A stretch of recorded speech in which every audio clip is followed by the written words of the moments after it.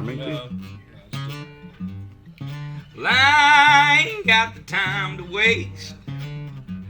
'Cause they're filling all the holes up, cutting out all the breaks. It doesn't matter how you sing if you got a pretty face. It doesn't matter how you sound if you got a pretty face. 'Cause the radio's playing shit, album sales are down. You better get your ass to Nashville, Nick, if you ever gonna get found. See, there ain't much that matters anymore. He wrote his name of his shit. And talking about self-deprecation. Write your name of shit. Nobody can't love Nick. He's one of the most lovable people in the world. But as far as Key West, he feels really embraced there. He's one of them. They're one of him. That's home. Rob's a thinker. Rob's a songwriter. He thought, why don't we go down there to Key West and fucking do ourselves a goddamn one song down there? So I was like, yeah, that sounds like a great idea.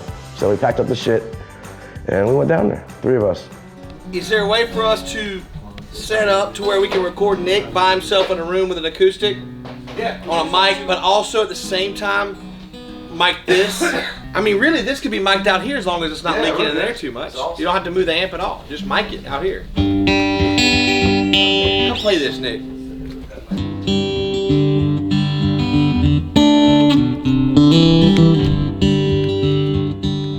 We set up all our gear we brought from Nashville, and he goes in there and lays down 2 or 3 takes of Rolling in the Grave, the song that he wrote about the elders of country music, you know, the Hank Williams of the world and those guys that would probably be rolling in their grave if they heard some of the stuff that's on the radio these days that, you know, people are calling country music. It's not really a song that's pointing the finger at anybody. I never meant that. It's more of just across the board, like artists need to be artists, and it's, you know, there's no formula for that. You know, I think the thing about country music is country music's always been a very wide scope of styles. You know, even back in the 80s and the 70s, you had the real hardcore country stuff, and then you had Ronnie Millsaps, and you had the stuff that's more, you know, pop. There's always been that kind of variety of country music, but he wrote one that just, you know, as if those guys woke up from the grave going, what the fuck is going on here? Because it's kind of an organic and real song, you know? See, there ain't much that matters anymore, except a catchphrase and 3 chords. 'Cause soul doesn't seem to have a place. Yeah, that's right. A big scandal will help you soar. The righteous keep the score.